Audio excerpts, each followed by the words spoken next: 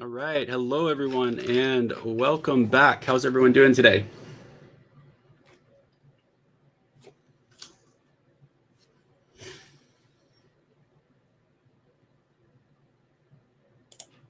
How is everyone's weekend and week going so far? Welcome back.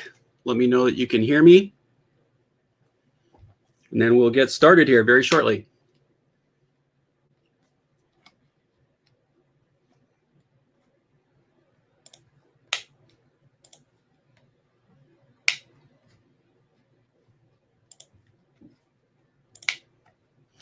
Anyone do any flying this weekend?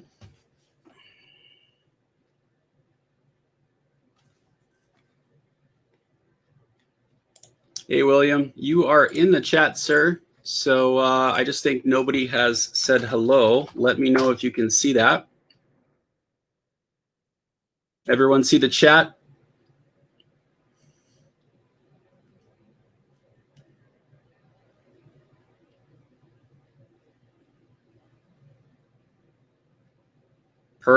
Perfect. All right. Well, as you guys know, I appreciate everybody's patience with us. It's been a very trying and long week, as you guys have heard. We had a little bit of an issue with, big issue actually, of someone hacking into our accounts. I think it was almost a week ago. They hacked into our video hosting account, which basically hosts all of our videos, and that is effectively where we have almost 160 videos, and I think almost a terabyte of content that we've put together over the years. So we had to deal with that, and then we're still working on the Facebook issue. So if anybody here, or if anybody is listening to this recording that is sending us a Facebook message, I am sorry, we are not in control of that Facebook. It has been suspended until Facebook's investigation, and luckily they take things very seriously. So they had us send in business licenses and credit cards, and they had us sign an affidavit and all sorts of stuff to try to get the account back, but it's still pending investigation. Luckily, over the last week, I was able to recut a lot of the videos, and I was able to get both the private pilot and the instrument ground school back up. It took about 80 hours or so to do it, so I appreciate everyone's patience. And then I know there were some issues kind of in between everything. Some people got double, triple charged. I think it was some of our Aviator monthly members, so we got that reversed. If anybody out there is still having an issue with that, just let me know. And then what we're going to do today is we are going to be covering some course updates. As per usual, we'll talk about the top missed questions, and we'll open up to everyone and see if you guys have any questions. So with that, we are making a lot of changes coming up, and I'll let you know the UAV course is coming up as well. We'll talk about that this week. We are also looking at doing another free online private pilot ground school. So if you know anybody that is interested or maybe has missed the initial one that we did almost 2 months ago, this would be another opportunity for them to do it. This would probably be our last one that we're going to do in 2020 of this year. So with that, let's go ahead and talk about some of these updates. So as you guys are usually used to seeing on the right-hand side of the screen, that's our famous little slide that we pull from Facebook where we keep all of our events. Now, what I'm going to tell you guys just off the bat is that anything that you guys see in the Facebook page as of the moment, until we get access to it back, just kind of put a little bit of a grain of salt in there, if you will. What we need to do is a lot of those dates were assuming that everything worked out perfectly, and because we spent so much time rebuilding the website and getting everything back up, unfortunately, the instrument pilot mock check ride, which was supposed to happen today, has to be pushed back, in the commercial ground school, which is supposed to happen next week, it just needs to be pushed back as well. What will absolutely be happening, though, is the UAV course. So for those of you that were in the initial UAV class that had some technical issues, I know Nano worked his butt off to try to make it work, but what we're going to do is we're just going to do it all over again from scratch with the actual slides. So that is going to be Tuesday, Thursday, and Tuesday. So it's a 3-class period. It will cover everything you need for the UAV portion. So that will talk about specific UAV regulations, Part 107 regulations. It will talk about weight and balance for UAVs. There are a lot of topics that do tie over to private pilot stuff. So if you just want a general refresher in terms of whether it be, airspace or anything along those lines. It would also help you with that because we will cover airspace, airport operations to a very mild extent as well. Same time as usual, 5 to 8:30. The classes will be recorded. It is free for everyone. And then the Private Pilot Ground School, the last one we'll be doing this year, is going to be on July 13th. It'll run for 4 weeks, 12 classes total. So for those of you that have not taken the private pilot test out there, feel free to join us again. And then you can follow along, and we'll do it live once again, 5 to 8:30. And once again, those classes will be recorded as well. All right, so with some of the updates that we do have, you guys are going to notice if you do go to our actual website, you will notice that there are some changes now. So if you are not logged in, which is probably most of you, you're going to notice that the changes in red are highlighted. So on the left-hand side of the screen, that is actually a flyout window. You'll see that there is a set of 3 lines, and those 3 lines are right here. That's that first little box, and what that'll do is it basically is a flyout, so that menu will come out from the left-hand side of the screen, and it will show you various options, basically to log in or log out, and then it will take you to the login page. We're just trying to make it a bit clear. And you also have that option in the upper right-hand corner of the screen where it says sign in or sign up. So that's kind of the new changes there. Nothing too exciting on that page, but when you do log in, the big changes are kind of behind the scenes. When you actually log into your account, you're going to notice that I'm going to call it a fly menu. I'm sure it's called something else. That fly menu on the left-hand side of the screen that pulls out that we can see is going to give you a lot more options kind of right here as we're looking at it. So it will give you direct access to change your profile, update your account information.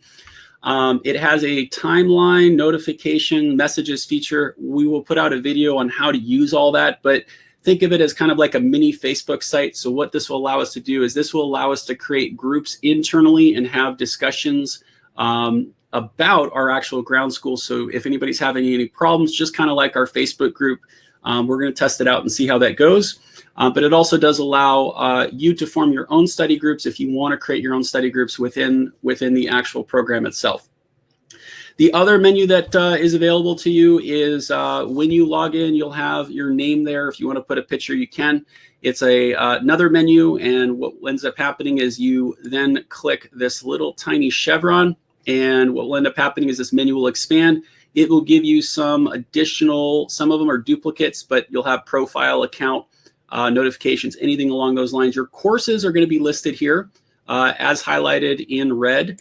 So that is where you're going to be able to access all your courses and figure out what your current position is and where you are with I guess getting from point A to Z here. Okay. The other thing that it does kind of change here, as we can tell, is this is more of a friendlier platform than what we used before. It has the same purpose. It will get you the same content. It has the same completions, except your profiles are a little bit more in depth. So with your profiles, everybody here should be associated with a group, and that group is basically allows you to, work with other individuals. And what that does is you can, like I said, you can set up your own groups if you want to set up study groups to do it. These groups will be monitored by Nano and myself and other CFIs as well. So that way we can answer questions ongoing. And it works just like a Facebook group. You can upload photos, you can upload documents, you can talk to each other, you can comment, that type of stuff. The other thing on your profile as well is this is where in the courses section, which is not highlighted, I'll circle it in black there. That is where your courses live, and you can access your courses that way. There's a few different ways to access the courses, but in addition to that, it also gives you your completion certificates. So any certificates that you receive thus far will also live in that home. And I understand this is a little bit more complicated, but we'll work through it together. And like I said, we'll put out a quick little 10-minute tutorial video, see if we can help everybody out, okay? All right, now the other things that everybody's been asking for beyond just the cool little features is that we get a lot of emails saying that I have completed the section, but it doesn't update my completion, percentage or mark it as complete. So we worked with the developer, and now anytime that you either finish a section, meaning you watch a video, or you take the actual quiz associated with that lesson, it will mark it complete automatically. There's nothing that you need to do. So that's good. The other one too is I know how much some of our instrument students love taking 100-question tests, and we're still in the process of breaking those up. But in the meantime, we had the developer basically add a way so you guys can save your quiz results without losing them. What ends up happening is when you go into your actual quiz itself, you can start working on the quiz in any order that you want and jump around. Anytime that you hit the save and next button, what will end up happening is right below quiz summary, you will then see this button that says resume. The resume means that all of your quiz answers that you've inputted thus far are saved, meaning you can go off that page at any point in time. And when you go back into that quiz, what it will do is you have the option to either start over or hit this resume button, preferably hit the resume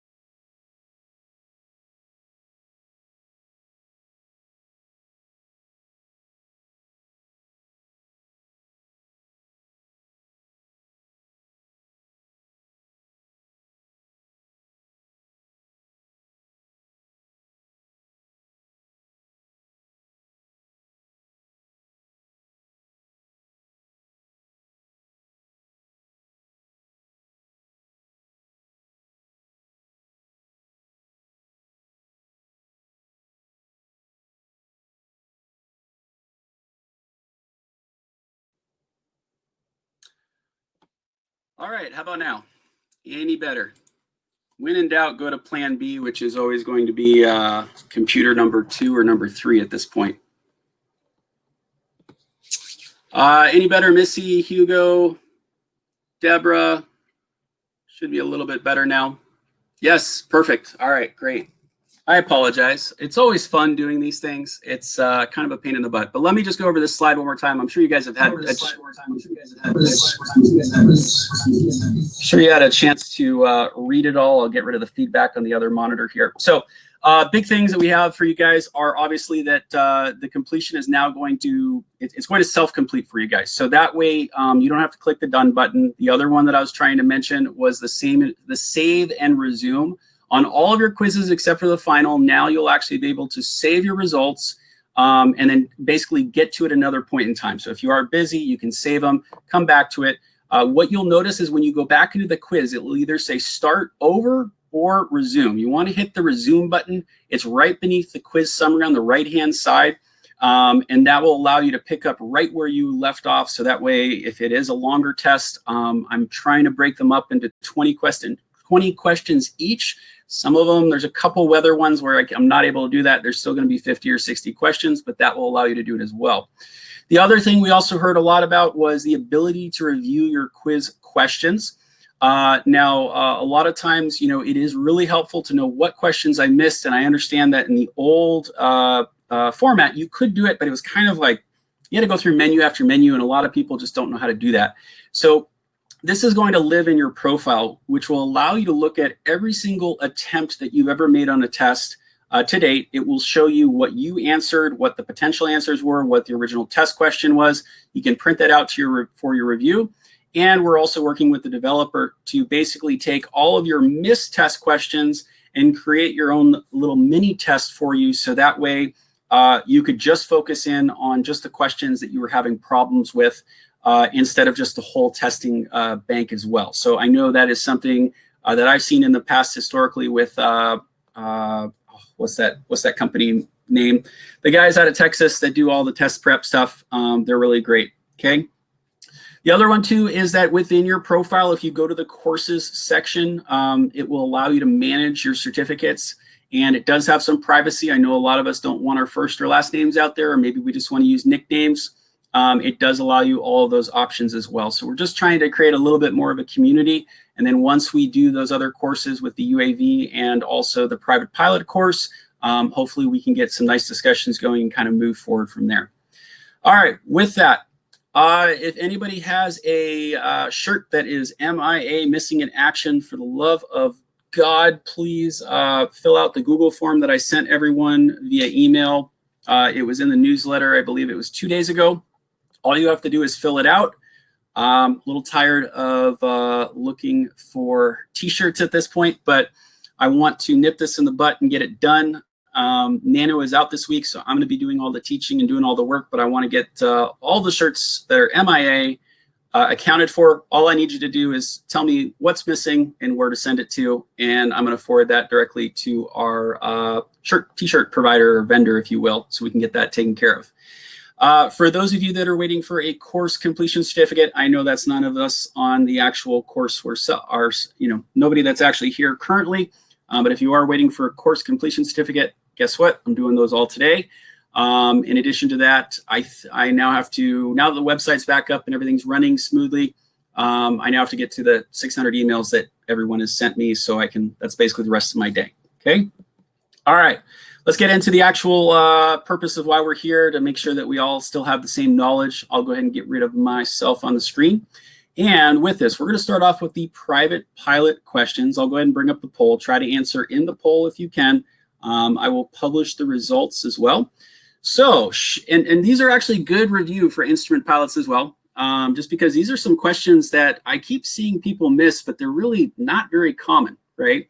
So should it become necessary to hand prop an airplane engine, it is extremely important that a competent pilot what? A, call contact before touching the prop. B, be at the controls in the cockpit. Or C, be in the cockpit and call out the commands. Give you guys a minute to look at that. If anyone has just joined us, we just finished our wonderful announcements, and We're just getting into the private pilot questions.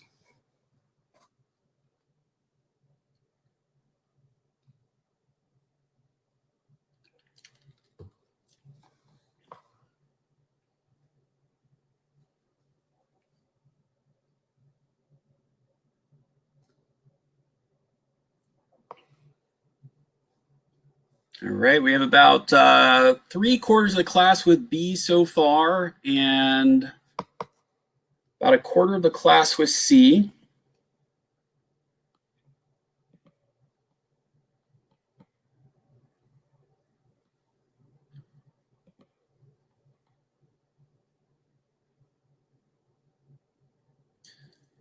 A little bit of waffling back and forth, of course, that's normal.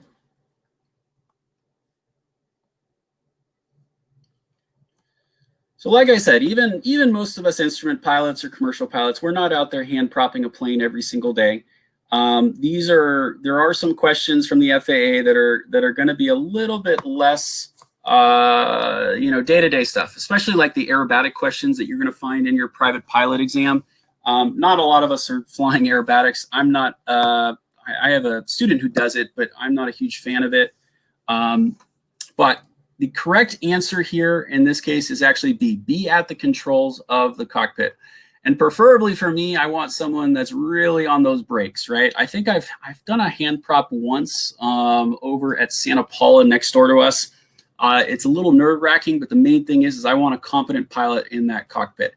It's not just about C, which is be in the cockpit and call out commands, but we need someone physically in control. And it's really good to basically agree on any type of communications or procedures and rehearse it beforehand. And especially if it's your first time, you may want to have someone next to you that knows what they're doing, that can kind of guide you through it step by step. Okay, so that's kind of a different one that I was seeing quite a few people miss.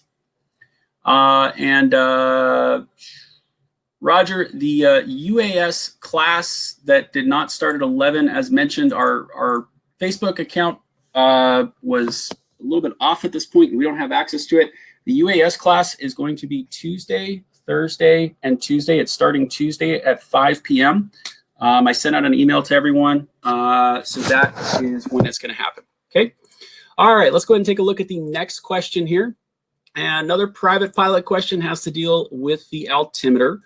So let's test your knowledge. Altimeter setting is the value to which the barometric pressure scale of the altimeter is set. So the altimeter indicates what? Is it A, calibrated altitude at field elevation? B, B is a duplicate, but B should actually state something else. I believe it says, well, it's either B, which is calibrated altitude at field elevation. I don't know why that's twice. Or C, true altitude at field elevation. Somehow that made it in there. You know what it should have said? B should have said absolute altitude at field elevation.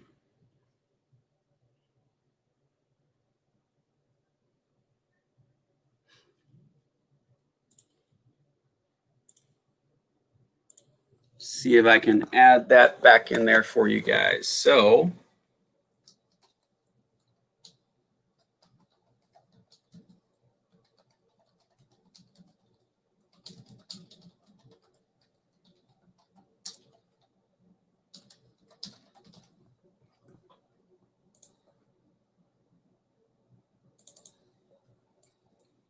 all right, so B should have said what I just typed there, which was absolute altitude is the height above the ground. So that is actually the correction for B there. But it looks like majority of the class here has C, and C is the correct answer, right? So remember that when we actually talk about altitudes or basically anything, whether it's airspeed or altitudes, there's always different flavors. So when we are looking at this, I'll go ahead and bring up the next slide to kind of just do a quick review of the different types that we do have. So this is a slide or a PowerPoint from our private pilot class, kind of going over the 4 different flavors of altitude. So the very first one that we always talk about is known as a true altitude. And that is what we're talking about in this case. So the true altitude is providing your height above sea level. So mean sea level, which is usually what we're looking at. The other one, which was B, which was absolute altitude, is your height above the ground. So that is known as your AGL. Your pressure altitude is your altitude anytime you change your Colesman window to 2 2. And remember, we try to get to our pressure altitude in a lot of our calculations to initially figure out what density altitude is as well. Density altitude is your pressure altitude corrected for non-standard temperature and pressure. Okay. All right. Good job, everyone. All right, let's test your knowledge of some signage. So the next one is going to be referring to figure 65, which I'll show you. And what it's asking for is sign F confirms your position on what? Are you going to runway 22? Are you routing to runway 22? Or are you on a taxiway 22? So we're looking for sign F.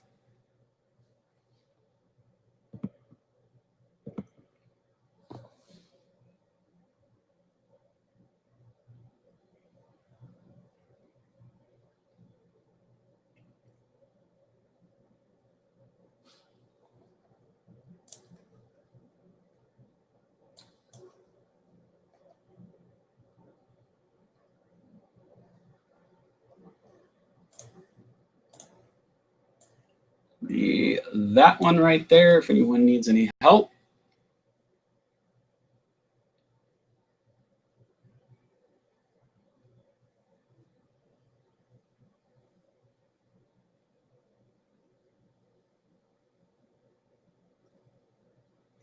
Give you guys another minute.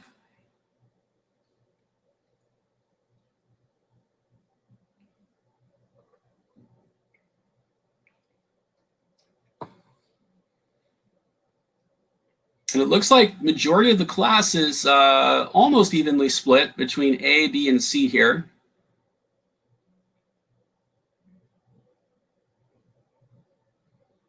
All right, so let's talk about this one real quick, because this one is one of the ones that seems to be confusing folks quite a bit. So remember that there's this old adage that basically says yellow on black, that's where you're at, right? So we can see that this is yellow on black. So, you know, whether you're looking at Echo or Foxtrot here, this is where our current location is on whatever it is, whether it's a taxiway. In this case, if we're looking at Echo, we're on Bravo, because that's yellow on black.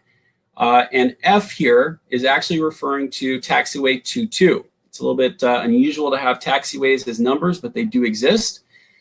So the correct answer here is C, it's taxiway 22. Now, the reason why B is incorrect is that routing is generally going to have an arrow or something associated with it pointing in that general direction. And if it was a runway, it's going to be yellow. It's going to have instead of having that black background, it's going to be a giant yellow sign with black on top. So a little bit different, okay? Remember that some of the other ones that we do have that do get a bit confusing is if we look at L in this case on this airport sign, this is going to be runway distance remaining. So if we see this, it's usually going to be on the right-hand side of the runway in most cases. So the 4 in this case, if we're looking at this one right here, is basically representing that we have 4,000 feet remaining of runway available, okay? All right, good job, everyone. Let's go ahead and take a look at the next one here. And this is dealing with wind shear. Wind shear seems to get a lot of people, but let's go ahead and take a look at it. A pilot can expect a wind shear zone and a temperature inversion whenever the wind shear at 2,000 to 4,000 feet above the surface is at least what? 10 knots, 15 knots, or 25 knots?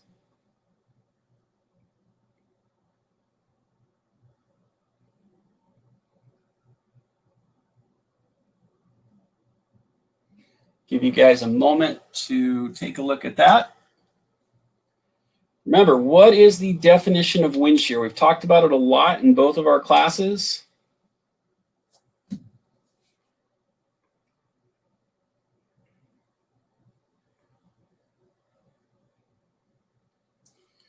So the general definition of wind shear is a sudden change of direction or velocity, okay? And remember, wind shear could be vertical or it can be horizontal. And there's another that you should know as well, which is known as low-level wind shear. So remember, low-level wind shear is just wind shear that occurs below 1,000 feet. All right, so we've got about 20% of the class with A, 20% with B, and about 60% majority with C, which is the 25 knots. So the correct answer here is actually C. It is 25 knots. So remember that with the increase of temperature, we're getting that temperature inversion. So normally what ends up happening is, remember that as we go up in the atmosphere every 1,000 feet, it should get 2 degrees colder, 2 degrees Celsius colder every 1,000 feet. Now, with the temperature inversion, what ends up happening is as we go up in altitude, it actually gets warmer. And that's where that inversion happens. So you can be relatively certain that there will be a shear zone, and that shear zone is always going to be 25 knots or more. I'll show you guys a slide that we use in the private pilot class to kind of illustrate that. So this is from the Rod Machado Private Pilot Handbook. But what ends up happening is that with that warmer air, that shear zone is where we get that turbulence. And you can see here that what's ending up happening is that the shear zone is between that cooler and warmer air. Now, the key here is that the FAA always says 25 knots. That's the reason why in Rod's book, he's got the 25 knots here. It might be one of those things you just have to kind of, this is one of these things where you're just going to have to memorize 25 knots if you see this type of question. Okay. And Missy, yep, taxiway 22 was the right answer on the previous one. Okay. All right, with that, let's go ahead and take a look at another one. Pretty common question as well, which is dealing with thunderstorms. So we just want to know with thunderstorms, thunderstorms reach their greatest intensity during which phase? Remember, there's 3 phases. We have mature stage, the downdraft stage, or the cumulus stage. Where is their greatest intensity?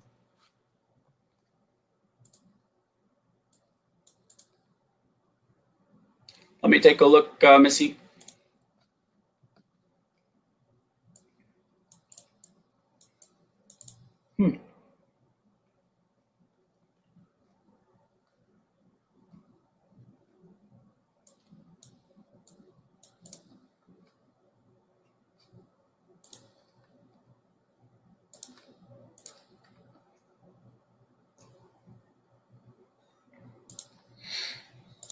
I'm going to share that with everybody, Missy, for the airport diagrams.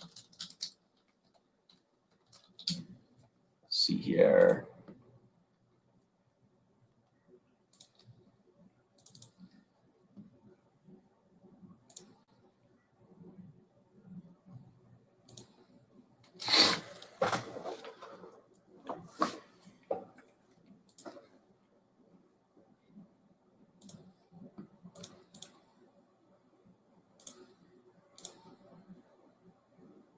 All right, so we've got about 75% of the class with A, 25% with B, and nobody with C. No takers on C today. All right, good job. So actually it ended. One of you guys pulled back. You guys went from A to B here. Oh, we got one on C now. All right, so the correct answer here is that the thunderstorm hazards, they always reach their greatest intensity during that mature stage. Okay, so with the mature stage, remember there's 3 stages of a thunderstorm. It always starts with the cumulus stage, which is the baby stage. And remember that what we need are these ingredients for the development of a thunderstorm. So what we're looking for is an unstable lapse rate. We're looking for some type of instability in the atmosphere and some type of uplifting force. Now, the uplifting force is usually what we call orographic lifting, which is a fancy way of saying mountains, or something that's basically pushing those clouds up, but it could be other factors as well. So as we see here, the first stage is that cumulus stage, where it's kind of in that building phase where we have significant updrafts and it is still kind of a baby. It's kind of in its infancy at this point. The middle stage, or the mature stage, is the greatest intensity. That is where we are going to initially see rainfall or precipitation drop. Remember that these systems can reach upwards of 40, sometimes 50,000 feet on the larger end. So a lot of times we can't actually overfly these, especially in general aviation.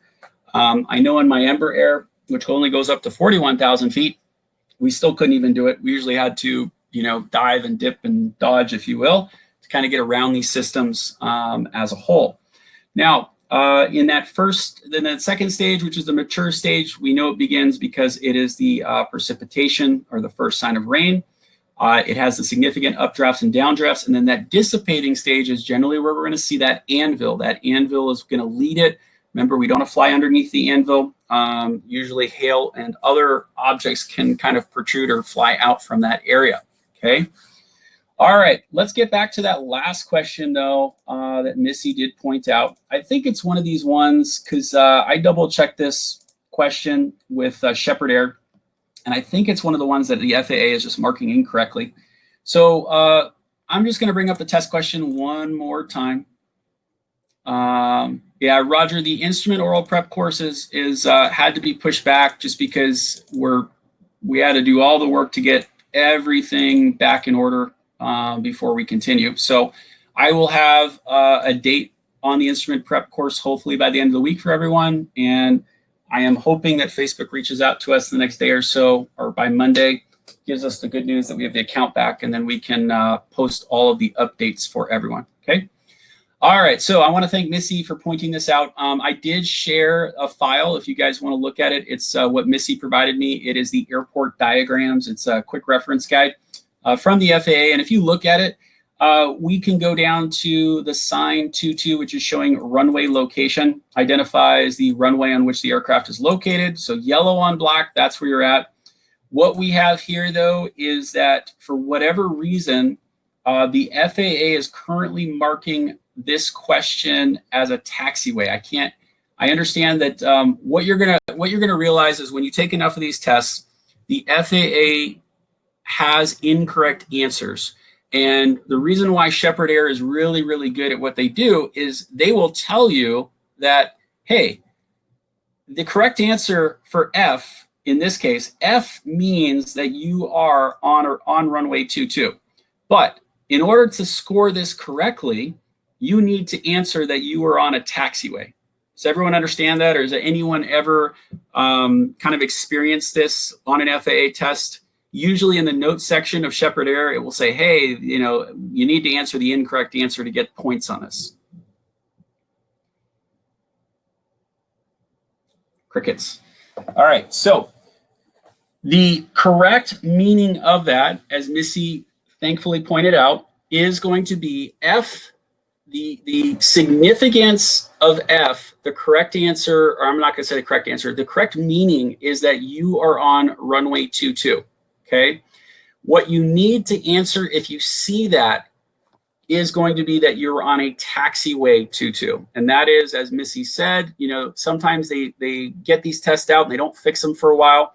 And in order to get the correct points, you're going to have to answer the way that the FAA has basically assigned those. So occasionally you're going to see, I try to include those test questions, and what I'll do in the future is try to put an explanation because I do include some of the wrong answers that the FAA wants to see. You see them occasionally, and I get emails on them of, well, why is this answer marking incorrect, because it doesn't make sense. And the reason why is that the FAA, you need to answer the incorrect answer in order to get the points in their system, okay, until they fix whatever that issue is, okay? All right, let's go back. And now that we've talked about wind shear and we've also covered the wonderful cumulus and cumulonimbus clouds, what we're going to do is we're going to talk about some instrument test questions, okay? Now, if anyone here is private pilot students, we will cover some general stuff, and it's not bad to kind of hang out and see what you have in store for the instrument. So first one, and this is one that I always see marked incorrectly, and I'll tell you the reason why it's marked a lot of people don't like this because it has a lot of words. Anytime that questions have a lot of words, numbers, then people just seem to hit A, B, or C, just get rid of it, okay? So this is dealing with your management of the actual aircraft. So thrust is managed to maintain your indicated airspeed, and glide slope is being flown. What characteristics should be observed when a headwind shears to a constant tailwind? Is it A, pitch attitude increases, required thrust increases, then reduced, vertical speed increases, your indicated airspeed increases, then decreases to approach speed? Is it B, your pitch attitude decreases, your required thrust increases, then reduced, vertical speed increases, and then your indicated airspeed decreases, then increases to approach speed? It's very wordy. Is it C, your pitch attitude increases, required thrust reduced, then increased, vertical speed decreases, your indicated airspeed decreases, then increases to approach speed? I'll give you guys a couple minutes to think about that one.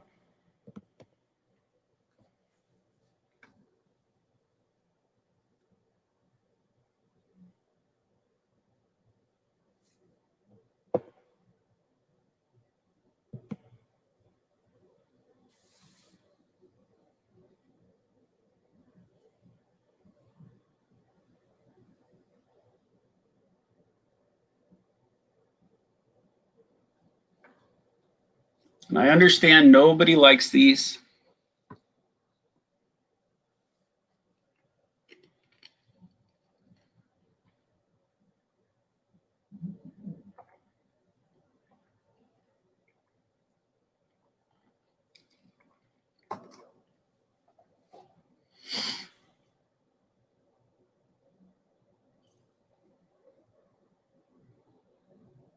All right, so far we are split 50-50 on A and B here.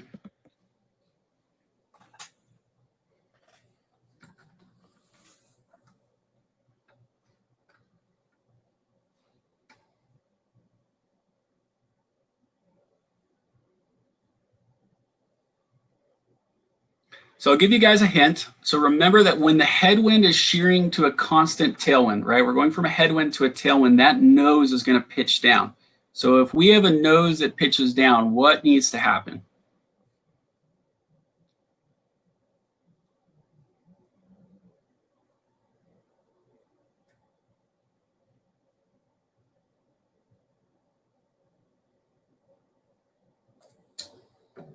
All right, I'll go ahead and end it right there. So A, we have about 33% on A, so a third of the class on A, 2/3 of the class on B, nobody on C. The correct answer here is B. So when that headwind shears to the constant tailwind, that nose is going to pitch down. And remember that thrust must be increased initially because you need to resume that normal approach speed, okay?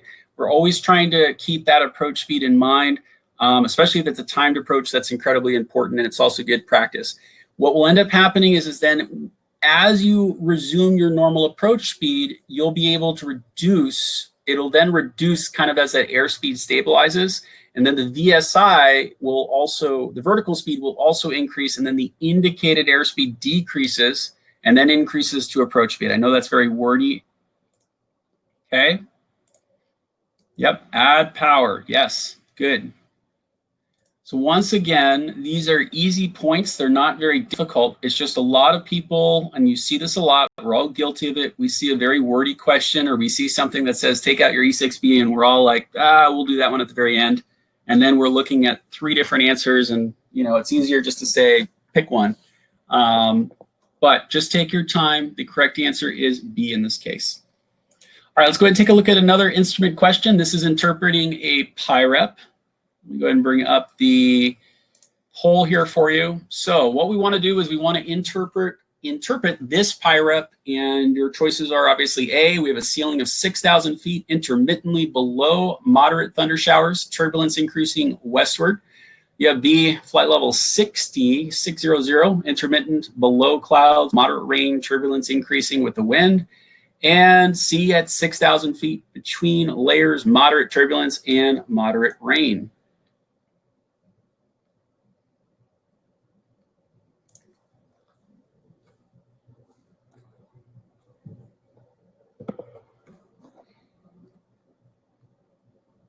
Give you guys a moment for this one as well.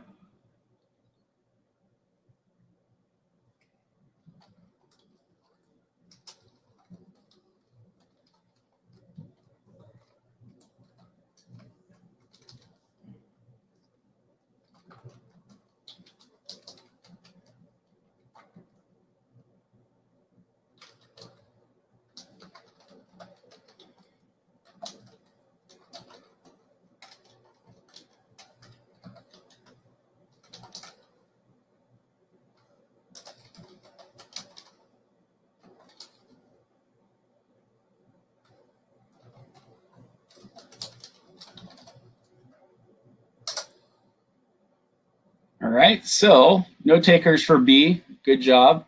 Flight level 600 is a little bit high. I don't think a Cessna 182 is going to be up there.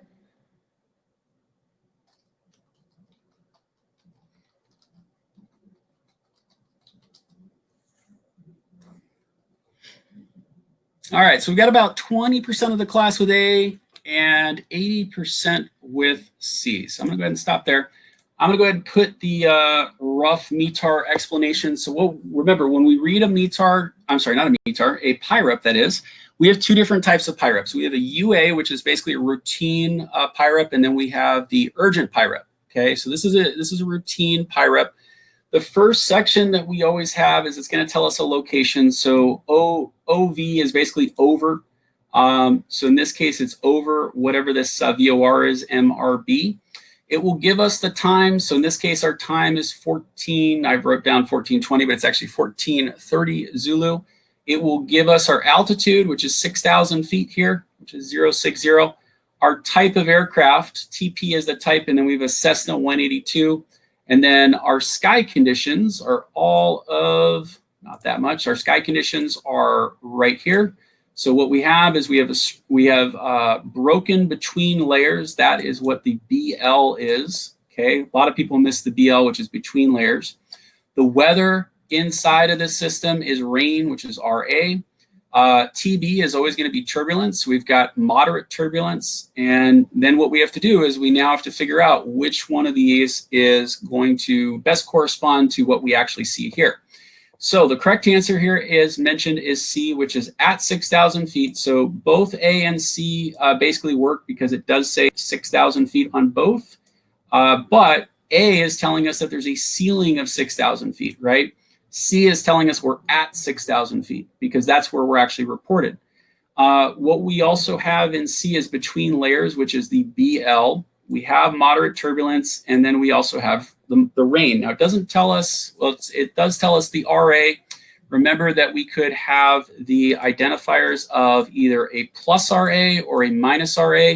The plus RA would be heavy rain. The minus RA would be light rain. So in between is moderate, okay? The reason why A is not correct is that it's telling us the ceiling is 6,000 feet, which is not the case, right? The sky conditions are broken between layers. It's not at 6,000 feet. And there's intermittently below moderate thunderstorms, turbulence increasing westward, which that would be a note in itself. That would usually be in the remark section, which there are no remarks. All right, so good job, everyone. Let's go ahead. We got a few more, and we'll wrap it up. All right, so this is once again one of these FAA principles when we talk about how do we actually fly the airplane, or what are the basics for attitude instrument flying. So there are 3 skills, and what we want to know is what is the third fundamental skill in attitude instrument flying. This is just one that you're probably going to have to memorize.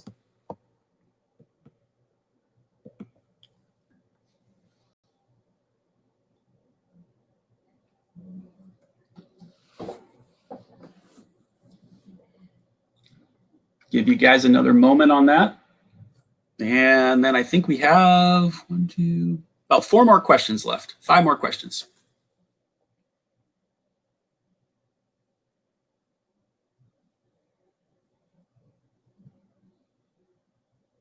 Remember, once you guys actually take the instrument test, you're never going to see these questions again. Nobody's sitting in the cockpit thinking, let me go through the first step of fundamentals of attitude instrument flying, and then let me go to step 2 and go to step 3. Okay. A lot of us are not. I told you in the instrument class, I'm not a big believer in the command and performance or some of those teaching methods. It's good to understand the relationship of how that works, but nobody's going to be sitting there thinking, step by step. It's just too much.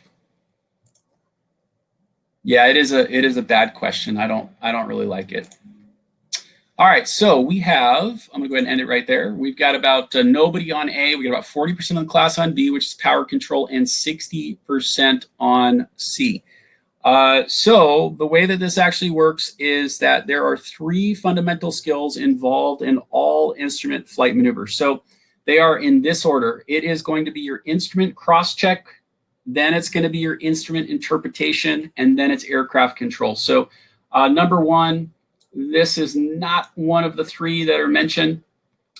So remember that it is your instrument cross check. Okay. Then after that, you have your instrument interpretation. So that is your actual interpretation of the instruments itself and knowing what the aircraft is doing. And then, see if I can put that in there.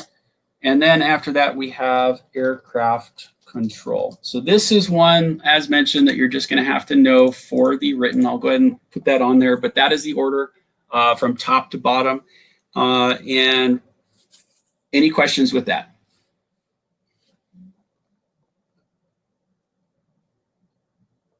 All right, perfect. Well, good job, everyone. I'm going to go clear that out. We'll look at the next one here, which is we have two questions about GPS approaches. There's still a little bit of confusion with the GPS in itself in terms of what we can do and what we cannot do, but let's go ahead and look at those. All right, so very first GPS question that we have is your avionics system offers advisory VNAV functions, but does not use WAAS or Barrio VNAV systems. Which statement is true? Is it A, you may use your avionics system to execute approaches to LNAV VNAV minimums? B, your avionics system cannot be used to execute approaches to LNAV VNAV minimums? Or is it C, you may use your avionics system to execute approaches to LNAV, VNAV, and LPV minimums? One of those is dead wrong.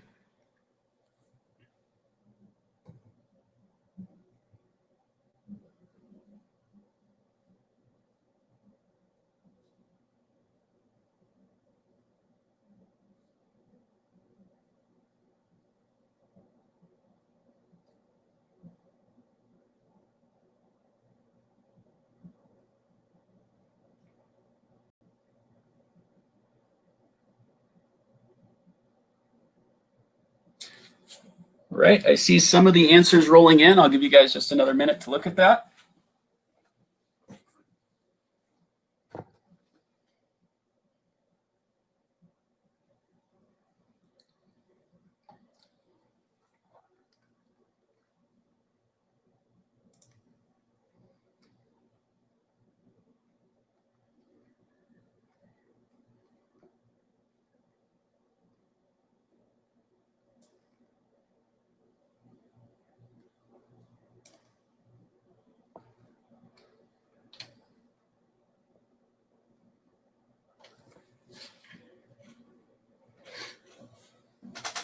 All right, great job, everyone. We've got about nobody on A. We've got about 80% of the class on B and 20% on C. So the correct answer here is B.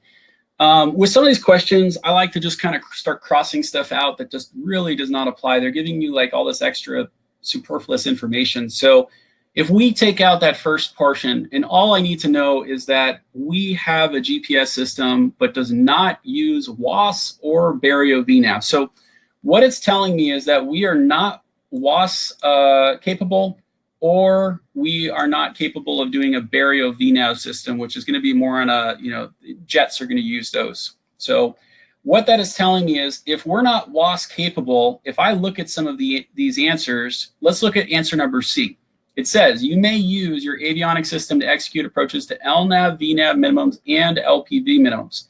The dead giveaway here, the reason why C is an incorrect answer is because of the fact that it is telling me that, I'm going to get rid of that real quick.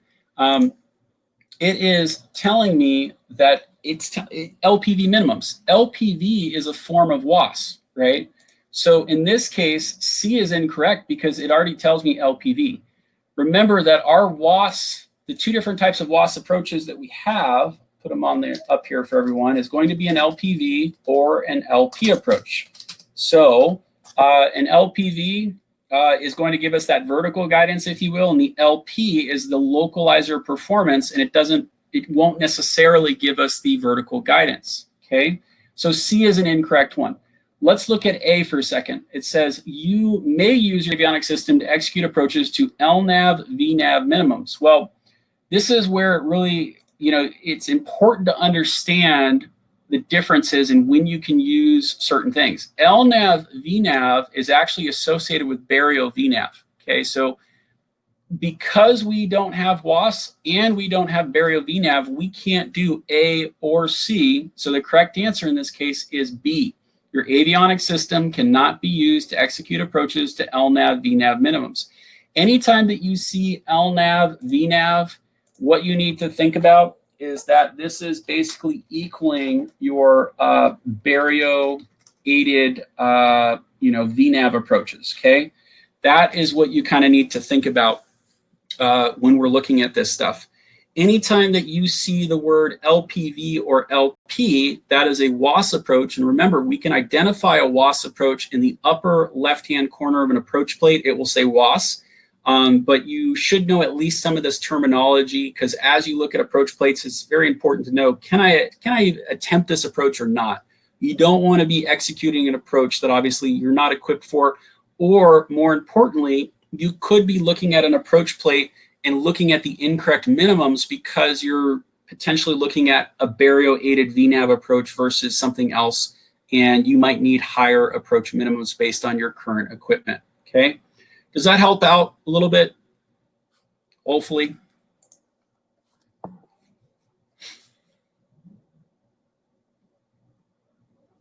All right, let's go ahead and look at one more GPS question. I'm going to reset the poll here, and this is on another WAS approach. All right, so on a WAS-capable GPS approach, what is the significance of LNAV plus V being displayed? Is it A, advisory vertical guidance is provided to the pilot that must be used in lieu of published step-down fixes on the instrument approach? Is it B, advisory vertical guidance is provided as an aid to the pilot during the descent to the runway? Or is it C, approved vertical guidance to descend to the decision height is provided to the pilot?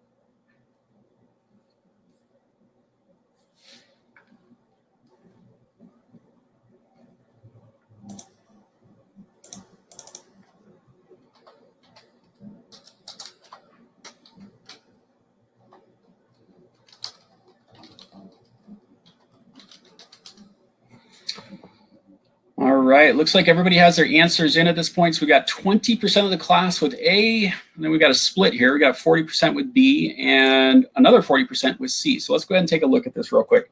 Anytime that we see the plus V, the keyword here is that plus V is equaling vertical guidance, meaning that that word that we're looking at that's really important is the word of guidance. It's not something that we're going to follow. It's not like a glide slope. Remember, a glide slope, we're going to follow all the way down to your actual DA or DH and then make that decision of either landing or if we need to execute the actual missed approach. So with that, always remember that that's guidance. And not every approach has the vertical guidance. It just depends if it's available or not. So a couple other key things that we're looking at here is let's go ahead and take a look at number A. Advisory vertical guidance is provided to the pilot that must, and here's where you can kind of rule this stuff out, that must be used in lieu of published step-down fixes. So there is nothing that must be used, right? This would be the equivalent of a glide slope. So in this case, A is incorrect because this is not a must. This is not a requirement that we follow vertical guidance, okay? Keyword, like I said, is that guidance. Let's go ahead and look at number C, which says approve vertical guidance to descend to the decision height, okay, is provided to the pilot. Now, the big thing here is the decision height. So remember that an LNAV plus V is providing us a very specific type of minimum. So all of our, I'm just going to put this, I'll put the WAS approaches are providing us what is known as a DA, okay?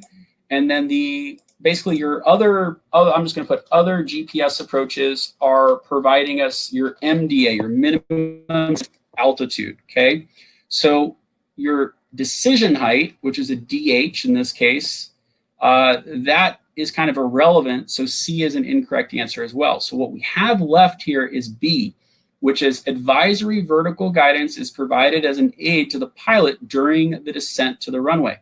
Now, one of the big things that I always tell students is that it is only guidance in nature. So what I mean by that is if we have several step downs, and let's say that we've got several step downs that's actually trying to get to the runway, and let's say that from each one of these legs here, we need to be at a very specific altitude. So at this first point, let's just call it point number A, we need to be at 2,500 feet. Okay, so fix A. If we are at fix B, let's say they want us at 1,500 feet. Okay, so when we are dealing with LNAV plus V, we have to abide by these step downs, right? So we have to be at fix A, we have to be at 2,500 feet or above. At fix B, we have to be at 1,500 feet all the way down to the runway. The problem where the vertical guidance kind of, falters is that if you follow the vertical guidance, occasionally what's ending up happening is it's giving you an early descent, meaning that it is trying to get you to that altitude and start your descent slightly below where you need to be, kind of where those red lines are, meaning that it's going to have you descend. And when you cross, let's say fix A at 2,500 feet, you might be at 2,450 if you're following the vertical guidance. If you cross fix B and you're following the vertical guidance, you may be at 1,450. You're going to be slightly low.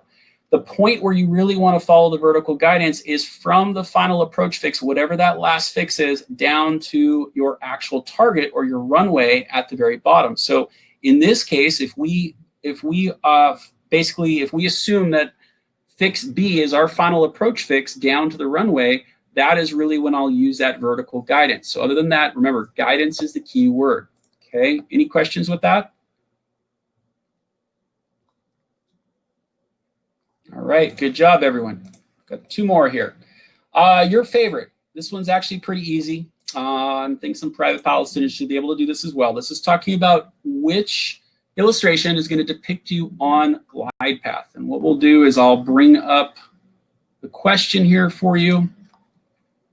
And I'll bring up your PAPI lights, okay? So which illustration depicts on glide path? Is it going to be number 8, number 10, or number 11? Should be fairly easy, hopefully.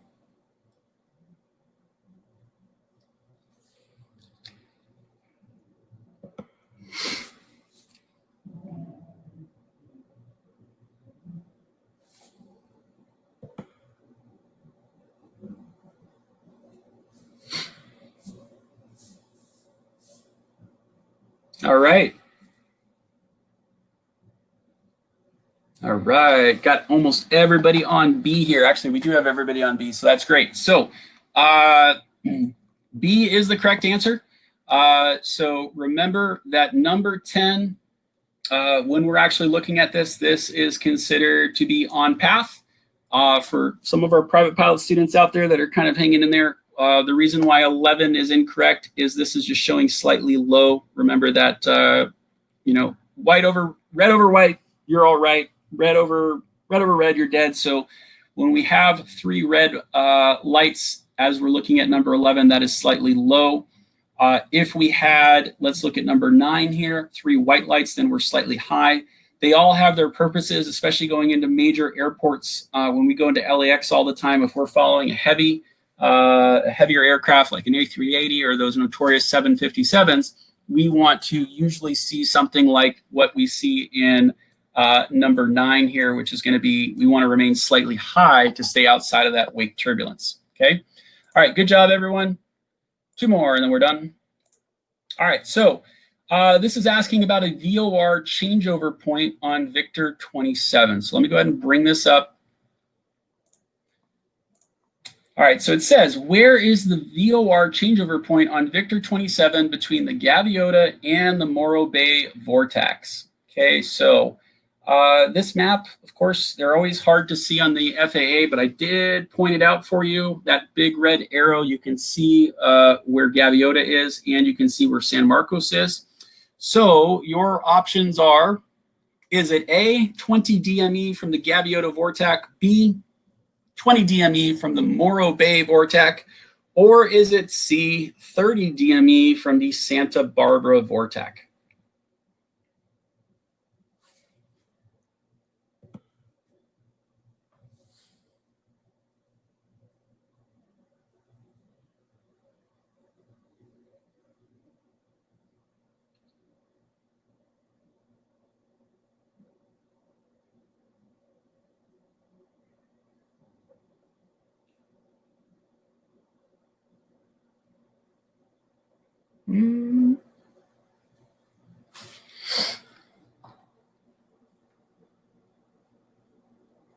And I'm going to see if I can give you guys a better picture. I'll just share one real quick here, because that is not the clearest image in the world.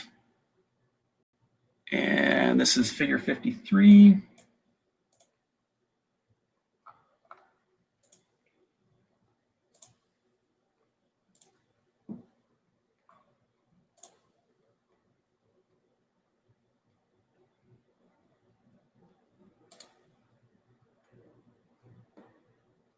All right, so I'm going to go ahead and share this image with you guys. So that way you'll have a copy and you can actually zoom in if you need to, because it is actually a little bit cut off. So let me go ahead and throw this up for you guys. So far we got one person answering. All right, so I'm going to give you guys a new file. I'm just going to call this the test question.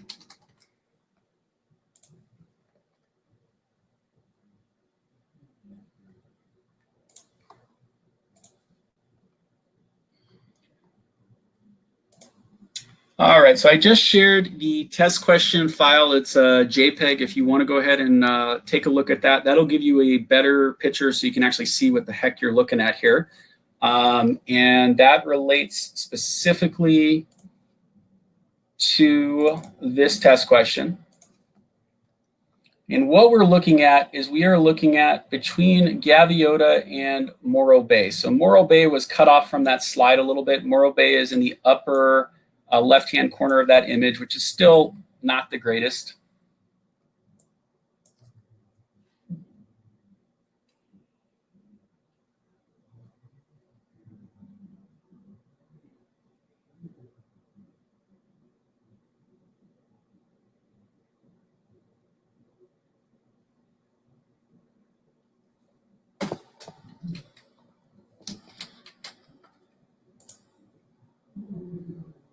All right, so good job, everyone. We have nobody on B, nobody on C, and the correct answer is A. It's 20 DME from the Gaviota vortex. If you look at that image, and we actually can see here there is a VOR changeover point, and the VOR changeover point kind of looks like a hashed S. I'll kind of point it out here in a minute. And what we can see is that the changeover point is 20 nautical miles from Gaviota or 34 nautical miles from the Morro Bay VOR. Now, answer C is completely incorrect because there is no vortex at Santa Barbara. Santa Barbara doesn't have a vortex, okay? So that one's easy. We either have A or B. In this case, the correct answer is A. And remember, when we are looking at changeover points, it would look something like, this is a jumbo size version of it. It would look something like this. And then on one side, it will have a number. It'll have a number and it will tell you where do you actually want to switch your VOR from one VOR to another. Now, if there is no changeover point, what you're going to do is you're just going to split the difference. So if the entire length of the Victor Airway is 50 nautical miles, at the halfway point, which is 25 nautical miles, then that's where we're going to make the switch. Okay.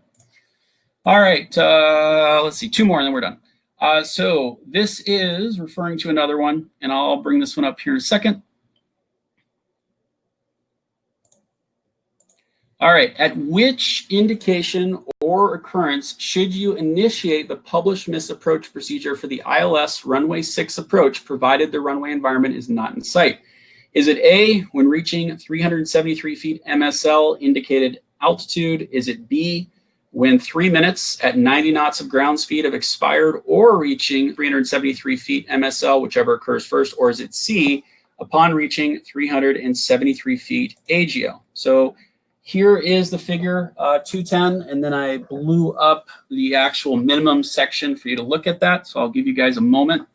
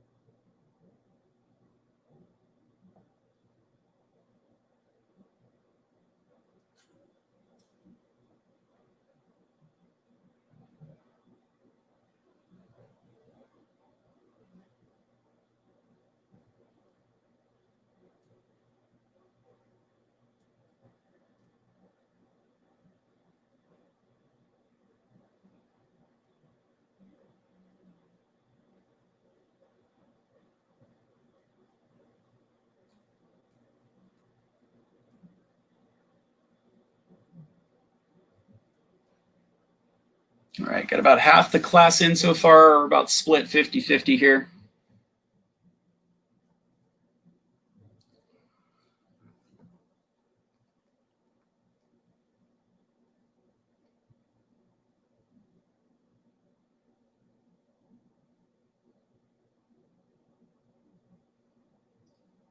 All right, so I'm just going to go back to the test question real quick because I want to show you guys something. Remember, try to get rid of some of these words. Literally, the only thing that we need to know about is it saying at which indication or occurrence should you initiate the published miss approach for what, right? So literally, the only thing that I really care about is what approach are we shooting. So in this case, it's the ILS runway 6. So the question is where is the missed approach if I am on the ILS for runway 6? I can pretty much ignore everything else in that sentence, okay? So let's go ahead and take a look at that. We know that this is the ILS or a localizer approach because it's actually in the title here, and it's also, if I'm on the blown up version on the right side, it's at the bottom right. So we have the option of an ILS or a localizer.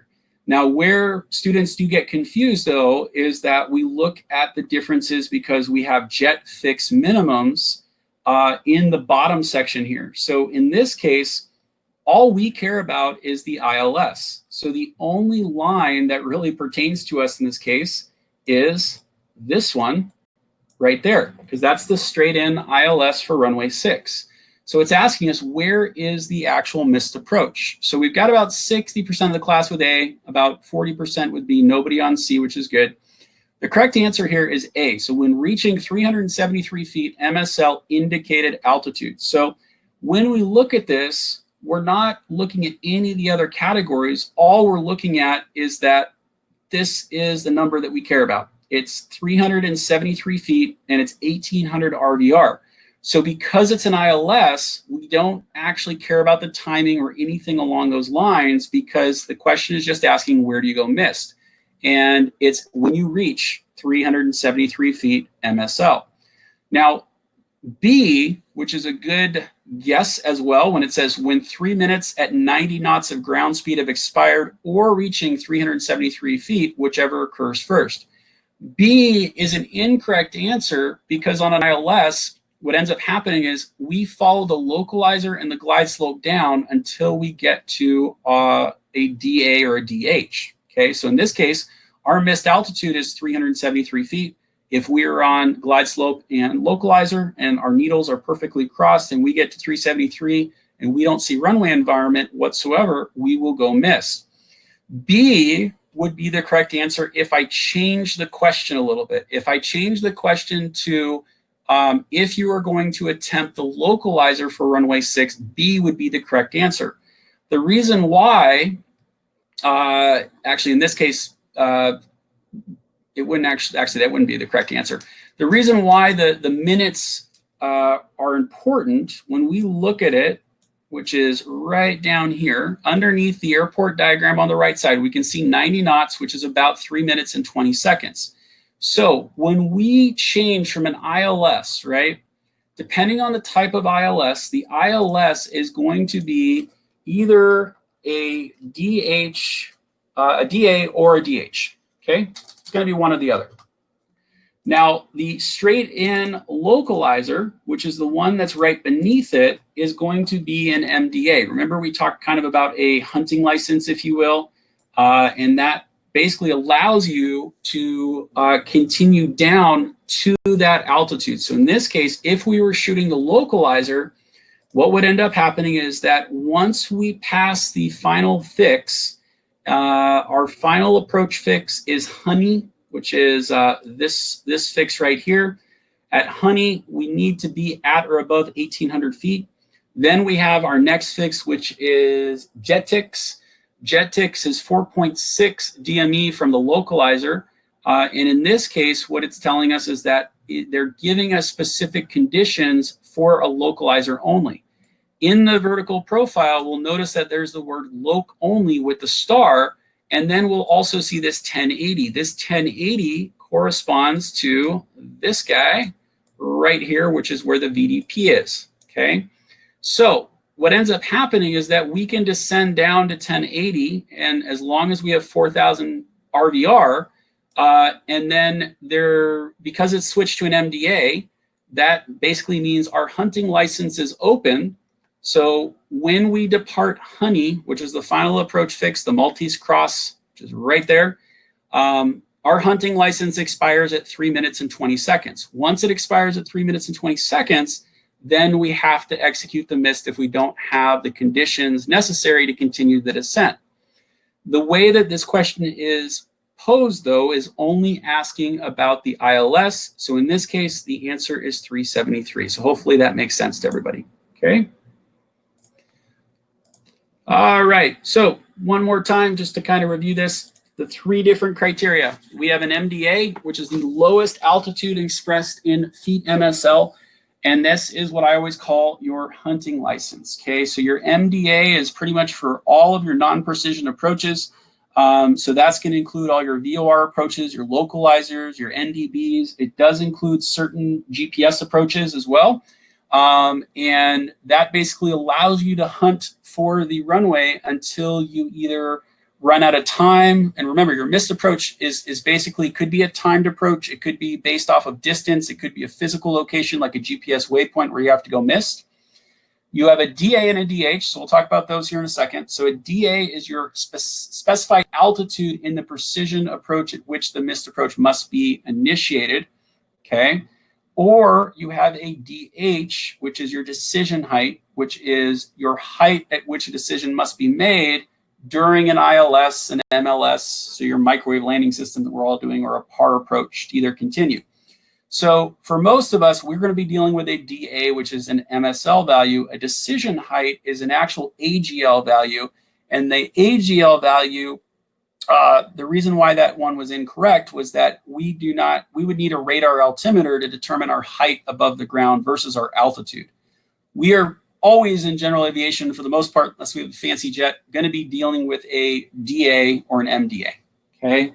Now, there are your WAAS approaches will specify that it is a DA, a decision altitude, even though it is still considered a non-precision approach.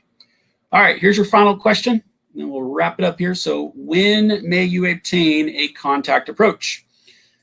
So your options are A, ATC may assign a contact approach if VFR conditions exist or you report the runway in sight and are clear of clouds. B, ATC may assign a contact approach if you are below the clouds and the visibility is at least 1 mile. Or C, ATC will assign a contact approach only upon request if the reported visibility is at least 1 mile.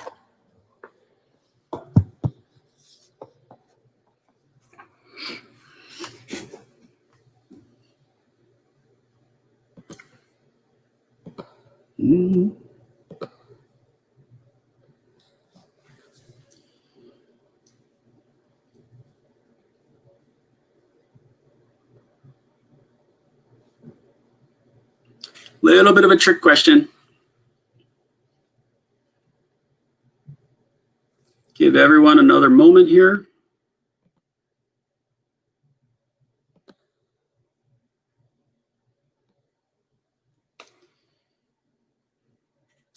All right, we got about 16% of the class with A, nobody on B, and 83% of the class with C.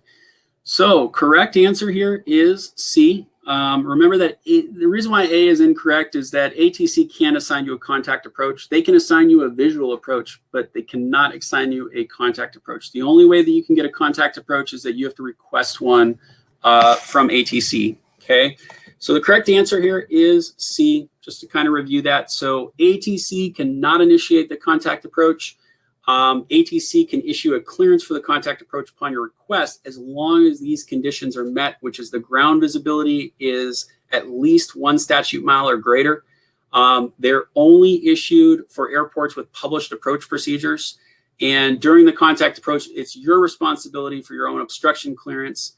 But they're going to provide you any separation from other IFR or special VFR traffic, okay? But they will not provide that separation from normal VFR traffic.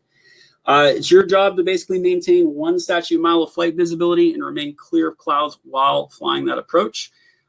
Remember that you are really forfeiting your right or your option to execute a missed approach, so it's important that you are able to, fulfill and actually land. You really want to make sure that you have a guarantee to get into that airport. For most of us, like I said, I think I've only done a contact approach once. Most of us will never do it. It's if you can't find the airport, you're still having trouble and you don't want to accept the visual, you can just ask for a full instrument approach and they can guide you on path. Okay. All right. So with that basically takes care of everything that I wanted to talk to you guys about today. I hope everyone learned something along the way. And let's see here. Do you guys have any questions on the material that we just covered? Or any questions about what's going on here in the future or life in general or anything like that? Anything aviation related or otherwise, let me know. See if I can shrink this guy down just a little bit here.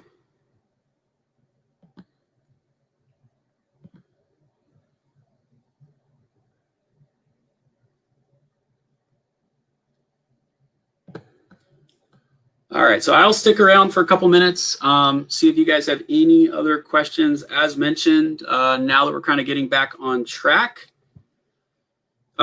we are going to be doing all the stuff we should have done last week, basically. So for those of you that are waiting for course completion certificates, I will work on those today. I think you guys have sent me almost 600 emails that I have to go through as well.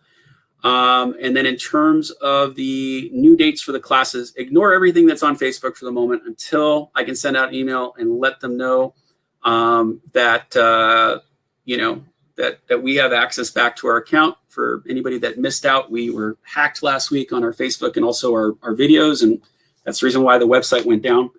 But I appreciate everyone's patience. So website's back up. It is on its own managed server. So I was promised it's supposed to be 20 times faster, and it's supposed to handle a lot more traffic. So that will hopefully help out quite a bit. Yep, Nano's out this week. I had the week off last week, so it's my turn to take the reins. And what I'll be doing is I will be with you guys. I will bring up that class slide as well. I will be with you guys during the UAV class. So I'll be teaching that this week. And bear with me, we'll get back to that slide at the very beginning.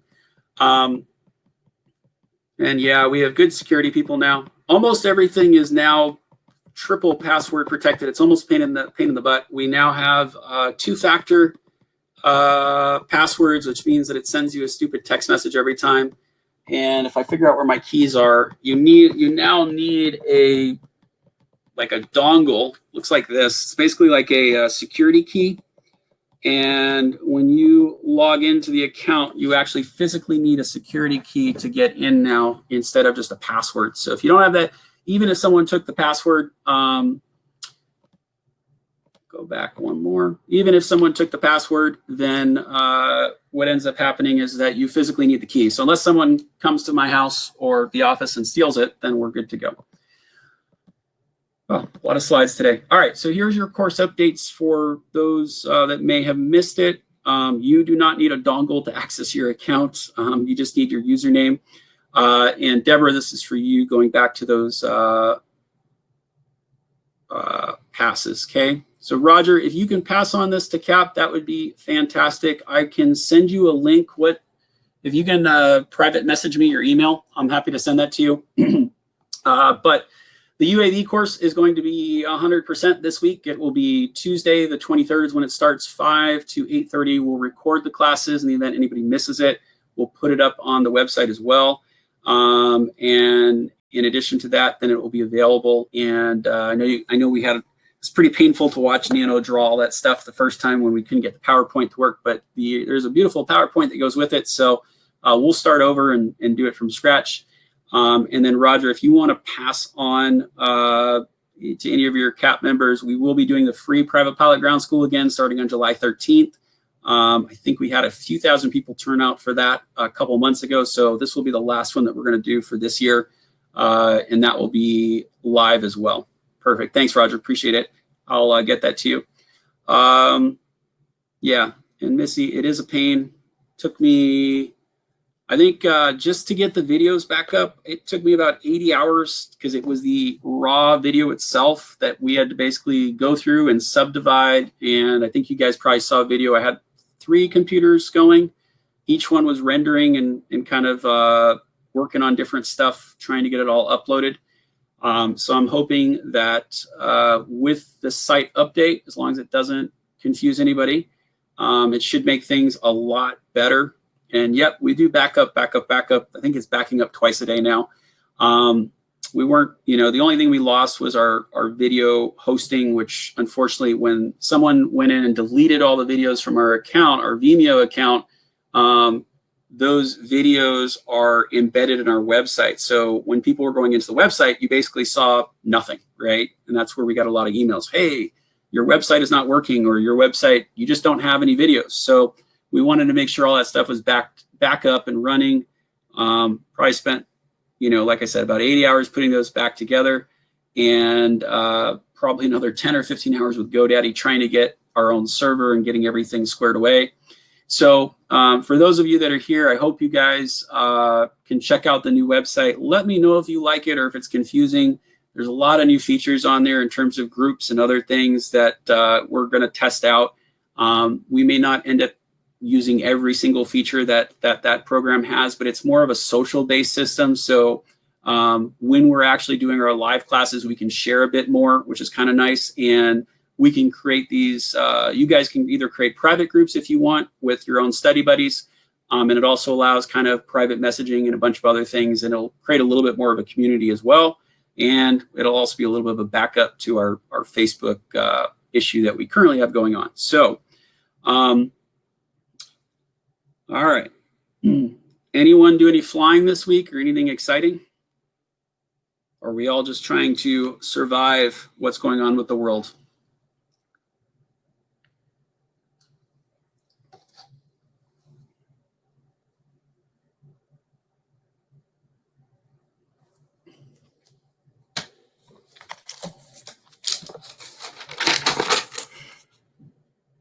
And Roger, I'm just writing down your email right now.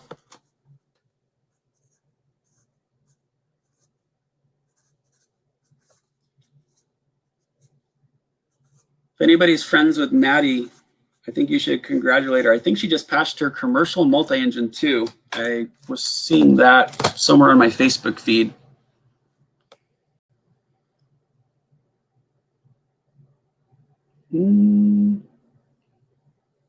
Oh, that's awesome, Missy. Yeah, I know the Cessna, the 182 that we have is down right now. Nano was working on the brakes for a little while, and for whatever reason, the right brake was not. He kept feeding it hydraulic fluid, but the right brake was just not. It wasn't pressurizing to grab the calipers. So I remember when I did a run up with a student, because that right brake wasn't working, it literally you know, we were doing a full power run up and it flipped us almost 180 degrees to the left while we did that. So yeah, Roger, you are correct. It is the 30th. That is a typo. Good catch there. So just it's basically just Tuesday, Thursday, Tuesday. So, and it is correct. I know on the website, I'll just put it there so everybody can see it, but that would be the correct one right there. Okay. Yeah, Missy, we tried to bleed it from the other end. So trying to get my 6'5" self down by the brakes and staring at the top of the brake cylinder, the master cylinder, and he's literally trying to force it going the opposite way from the caliper end.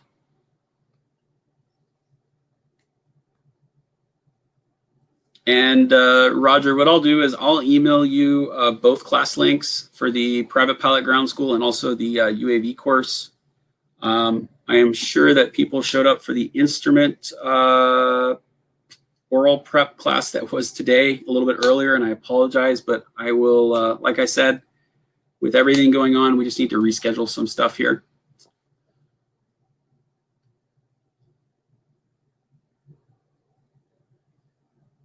Oh, that's interesting, Missy. Yeah, I don't know if it was an air bubble.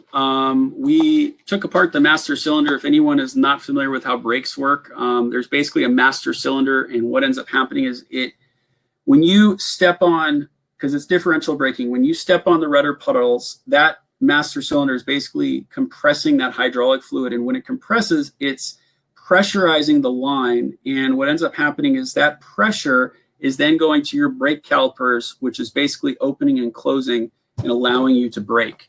So we thought it might have been an air bubble. We replaced a couple O-rings in there, which are smaller than a head of a nail, it seems. Still, I don't know. We need to have a mechanic look at it. And then if anybody wants to share the whole T-shirt thing, I know some people still have access to the Facebook group. If anybody can share the link that I sent out 2 days ago for the T-shirts, that would be fantastic. You can just post that Google, I think it's a Google T-shirt link. What I'm trying to do is just close out the T-shirts because it's the biggest headache of my life, and make sure that everybody gets the shirts that they ordered. And I think we almost had a new shirt come out the other day. I'm not really sure. For those that are still here, moving forward, besides doing test questions, we also wanted to know what other things do you guys want to cover? Would it be helpful to do a Saturday session, let's say on weather, or maybe do an accident analysis? Someone mentioned doing the Concorde accident analysis just kind of for the fun of it. What other things would you like to see rather than just answering test questions all day that would help out?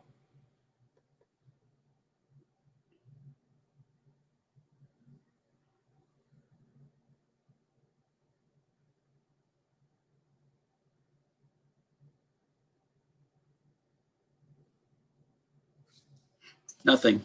You guys all just like test questions?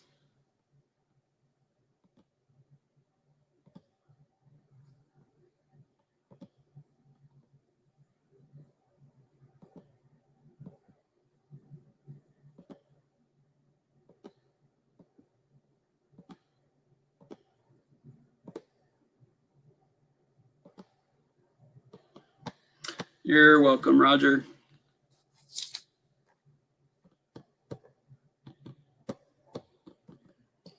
All right, I'll give it another 3 minutes. If you guys have any more questions, let me know. And then I get to go sign another couple hundred course completion certificates and endorsements that can spend my rest of my afternoon here. Actual cross-country flights you've done. So with the actual cross-country flights, yeah, we can absolutely do that. I'm going to take a note on some of these as well. we can include kind of like what we experienced and what we learned along the way, or tips or tricks.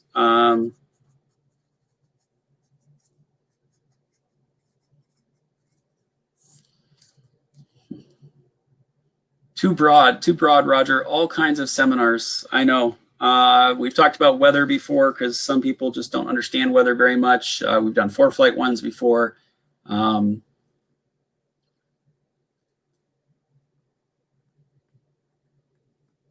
Yeah, I would like a few more people to show up, Missy. Nor you can enroll in the private pilot course if you missed the first one. Just PM me, private message me your email, and I'll send you the link. And then, like I said, hopefully we'll get our Facebook access back on Monday, fingers crossed. And then we'll be able to post it again. Yeah, Missy, so like the weather and the regs are things that people have problems with. The other ones that I usually see, especially when it comes down to flight reviews, I'm thinking is maybe do one on inoperative equipment. What I always see people tell me on inoperative equipment, especially like when I'm doing cross checks for students going into their exams, is, they immediately go all the way down to, oh, tomato flames and flaps. Is it on that list or is it not on that list? And there is a litany of different things that needs to be done prior to that, like equipment lists, and is it on any of the other items along the way? Okay, so maybe something along those lines. Is there something in particular, Roger, that your group in CAP is missing out on or wants to see?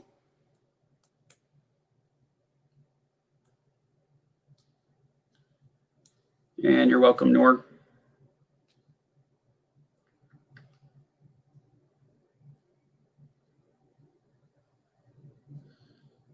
Yep, how to actually placard it inoperative. And it's just because you placard it inoperative, you still have to do that final decision of can you go, can you not go? But we can do something like that and talk about it because there needs to be some type of logbook entry. And of course, flight schools don't let you put logbook entries in. They have squawk logs, but like Missy, you own your own airplane, so you'd obviously want to put some type of entry into your logbook. And then once it's fixed, you can close it out.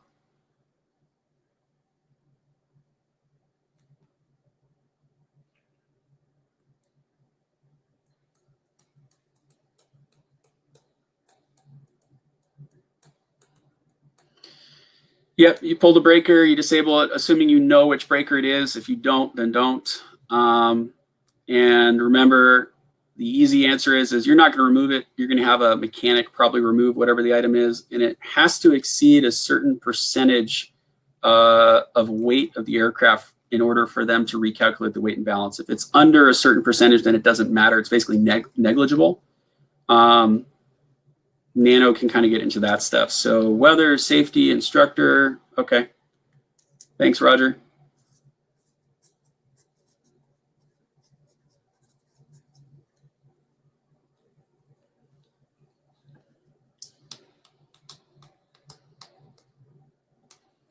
And Nor, before you sign off, can you send me your, oh, I got it. Okay. It's the Hotmail one. 1, 2.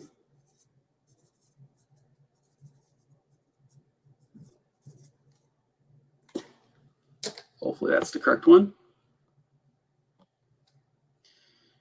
All right, with that, as much as I want to procrastinate and hang out with you guys all day and not sign more certificates here, got a lot of emails that I need to get back to. And good thing too is that we are refilming the videos starting on Monday, and all of the Q&As have now been edited. You guys don't have to look at those wacky green screens anymore. We actually fixed them all and shortened them, so you don't have to also spend 29 minutes with us. So those are all going to be uploaded today at the end of the day. And then the new videos are being filmed on, I believe it's the rest of this week, starting either on tomorrow or Monday. So other than that, I hope everyone enjoyed. It's really good to be back, everyone. I will see you guys all this week. And Roger and Nora, I'll go ahead and send you guys an email if you guys need anything from me. Text as per usual, or shoot us an email. Nano's out this week, but if you send it to him, I'll check his emails. Otherwise, you can just send it directly to me. So with that, thanks again, everybody. Thanks, Will, Missy, Roger. You guys have a great weekend, and we will chat with you guys later. Okay?